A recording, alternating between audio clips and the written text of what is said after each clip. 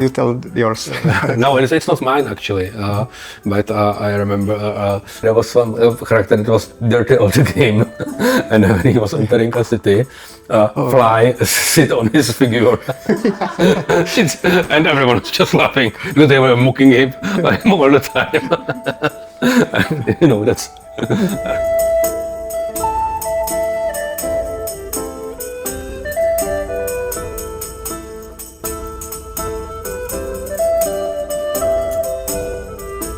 This project I start probably like 4 or 5 years ago when I played Kingdom Come Deliverance video game for the second time, I think. And in that moment, I really want to make this world, this license, like a board game. It's something that I really love the video game. So I really want to make this board game. So I start, but I don't have so much expectation because in that moment I don't have any game yet.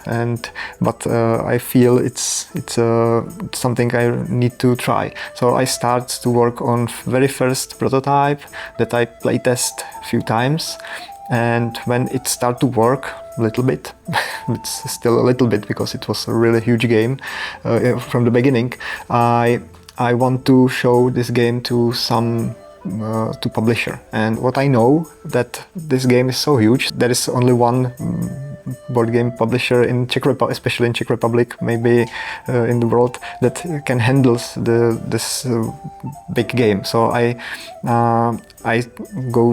went to CGE, and another part is I really want that this game should make a Czech publisher, because that's something that I really like. And I bring this prototype to some testing session to CGE, and there is few people who play the game for the first time, and there was Vlaada. Yeah, and you know, I love Kingdom Come 2, yeah, video game.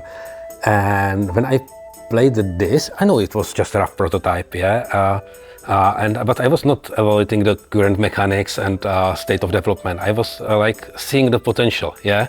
Oh, this can be done this, oh, there can be this and this, yeah, and this can be very thematic done this way, very playful done this way, and so on, yeah, and this can be even better improved, and so on, as usually we do, but this time it was a bit maybe bigger than usually. I start to give Tomáš a feedback about his prototype, yeah.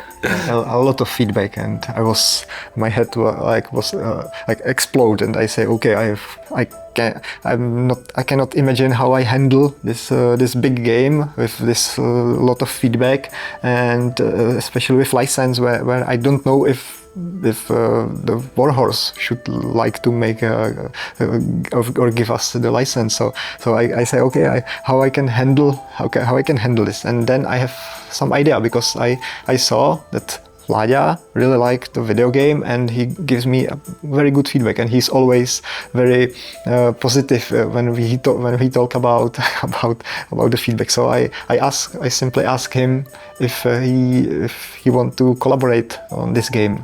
That surprised me because I was just giving feedback, but so I said okay, because I was never doing a real big co-design from the start, yeah, maybe some expansions or so.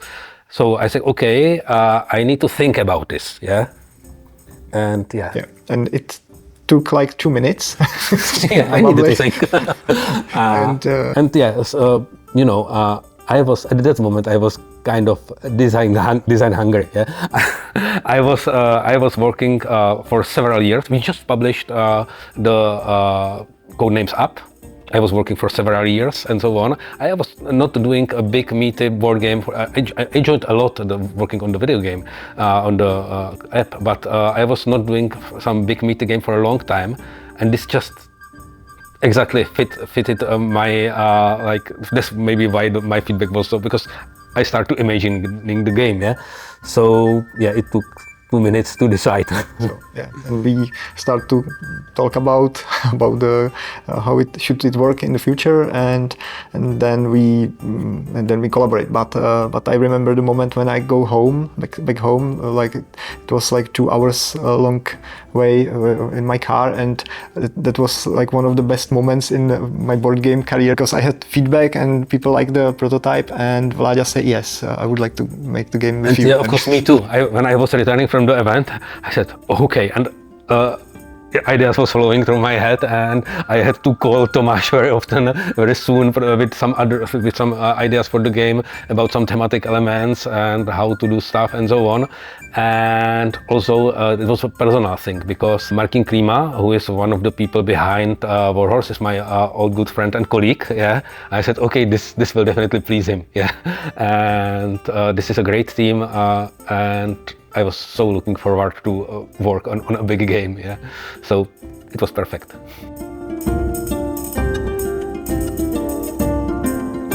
That's how it started. Yeah. Yeah. Then it was not playable for a long time. We redesigned like almost all part of the game, and we have a lot of calls, and that was hard to play, because there is so much component. And Vlaada, immediately after we start to design together, he said, what do I need to do first is to make this game online, because I don't want to make prototypes every iteration. So he spent a lot of time to. I was using our internal system. We CG have internal system for implementing games. Yeah, but it was not that it was like fully implemented game. It was something like tabletop simulator or something like this. Whenever we edited something here and then run the prototype, it had new elements, new art, and so on. Yeah, it took a long, but it was very nice work. Also, I think the collaboration was. I think we have the same or very similar look at things. Yeah. If Tomáš doesn't like something, I don't want to convince him that it's good. I'm just trying something we will both like. Yeah. Mm-hmm. So the things in the games should be things that we both like. Yeah. Instead of trying to say, okay, my solution is better, my solution, but no, let's find a solution that we both like. Yeah. And even when we got some like external solution, we were okay, we will try. And that, I remember exactly that moment, and said, actually, I don't like it. Tomáš, neither me. So get it. Yeah. And so that's, we wanted to be both happy with the game. Mm-hmm. Yeah. And it was very good collaboration, I believe. Yeah.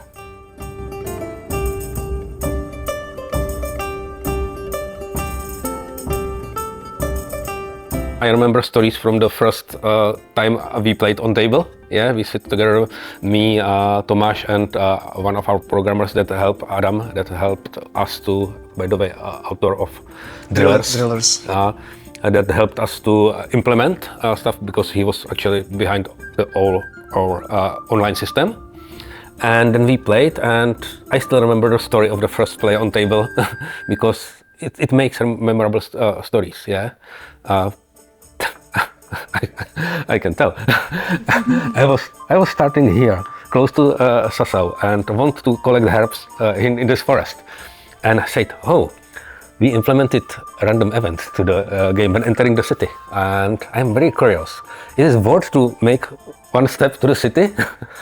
And then I found some drunk yard, yeah, and I was not able to, it was like bothering me, and I was weak at that moment. I said, okay, I have no chance to deal with this guy, so I had just to run, and lost some movements, and then went to collect herbs. It kind of... he was angry because... not like, okay, it's difficult to be angry on something that you put yourself in the game. Yeah. But yeah, okay.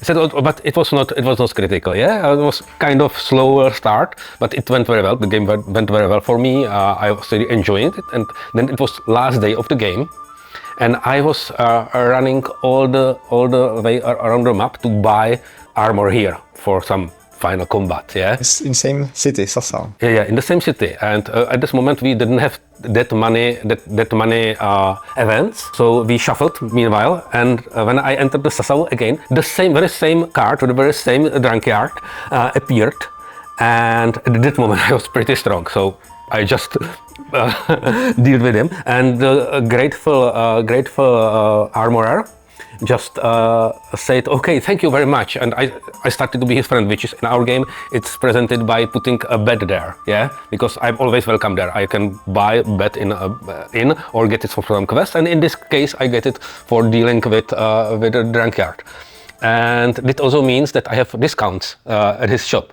So instead of buying one armor, I bought also a nice helmet, and I was much more prepared, and I said, okay, that's karma. I got slowed down at the start, but I got this satisfaction. Yeah. And that's, of course, that's random. It could happen by many other ways, but that's something I remember from the game I played like more than a year ago, and will probably remember it for a long time. Yeah. And that's when I say that the game creates stories.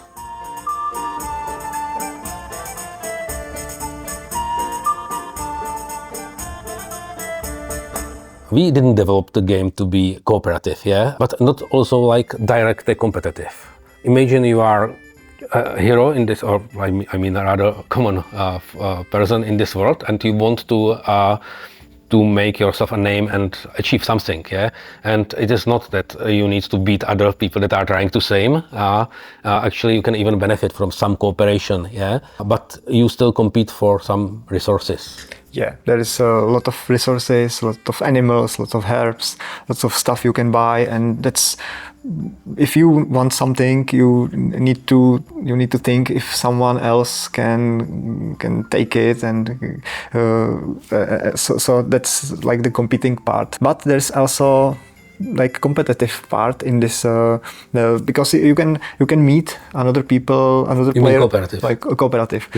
I mean cooperative. You can meet another player in the same spot and you can talk because hey, I'm going to talk with these guys.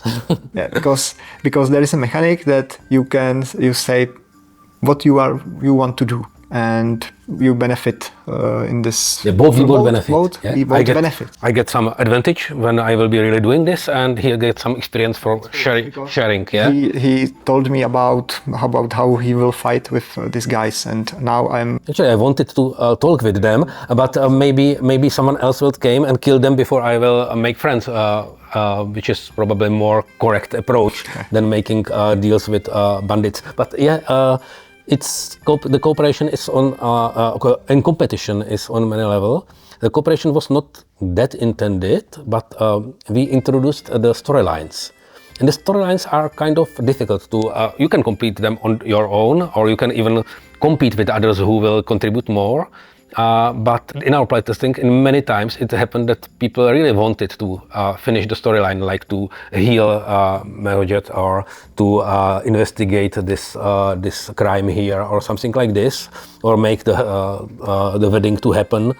And they just start to talk. Okay, I cannot bring enough remedies here. Can someone help me? Yeah, and it splits naturally. And sometimes during this you forget that in the end you calculate some points, because this is a very difficult task, and you really coordinate your ways. Okay, so you need sneaking. There is some lockpick here. It can help you. Yeah, I need something for fight. I don't have enough means for fight if we encounter some guards, and we cooperated on this, and it felt really great, because it was really like if you are playing the video game, you don't necessarily compete all the time. Yeah.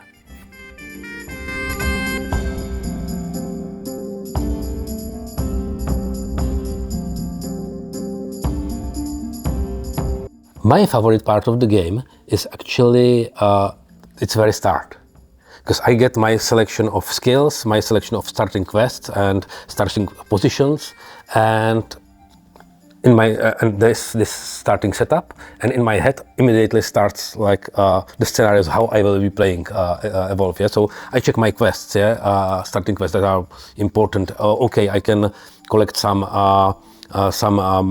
mushrooms and get some meat and go to some pub to brew a special stew. which is quest I like really, but I need to check, okay, where are mushrooms? Here, but I am starting here or here, this is not close. Okay, so I will probably check the other quest, I can collect some herbs and brew some potions, which is either there's lots of herbs here, but if I start here, I can go collect herbs. Oh, there are also mushrooms, so if I collect these mushrooms and I can hunt this hare here, so maybe I can then brew a stew here anyway. And these options are just, and that's not just it. I also check the storylines. Yeah, there are how my plans fits to storylines.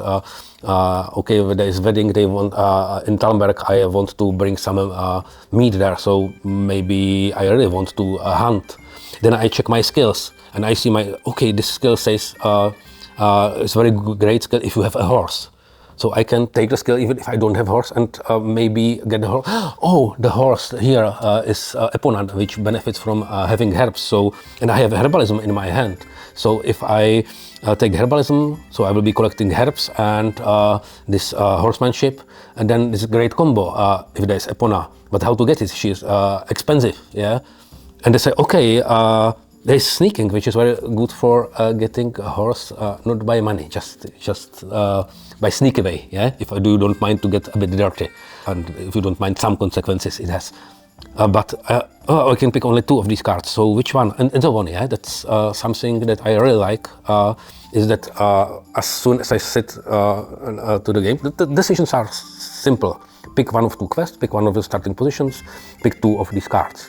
There's just few options, but the scenarios, how the game will evolve, already start to play in my game, in my head, and then I draw my first hands of cards and see, okay, so I draw this card to my hand, so I can really do this. I didn't draw this, but that means it's in my deck, and then it means it came to the first test.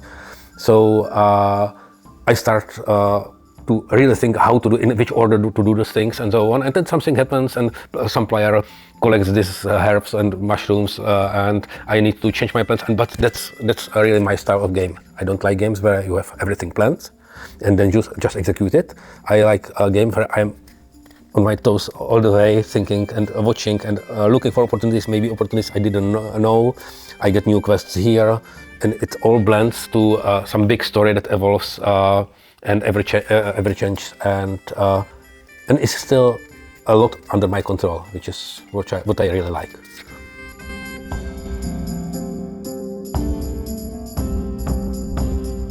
My favorite part is not special, like only mechanics. I will talk about what I feel when I play, and I really like the many opportunities that there is in the game. For example, in Sassau, in one moment, and I know I have quest that I fulfill in Rataj, which is very long way on the opposite part on the map.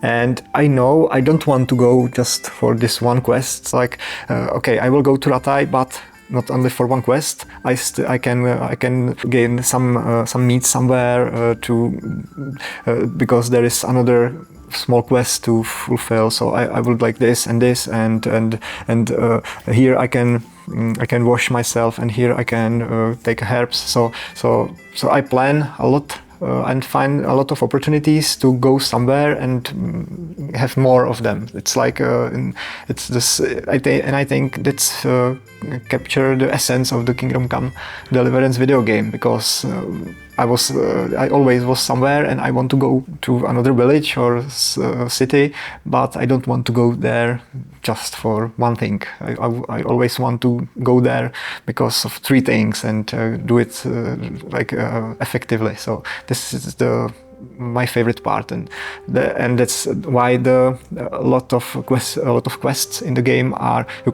can fulfill them in more ways. Like there is always a lot of options how to fulfill the quest, so it helps to do like things differently and find a lot of opportunities.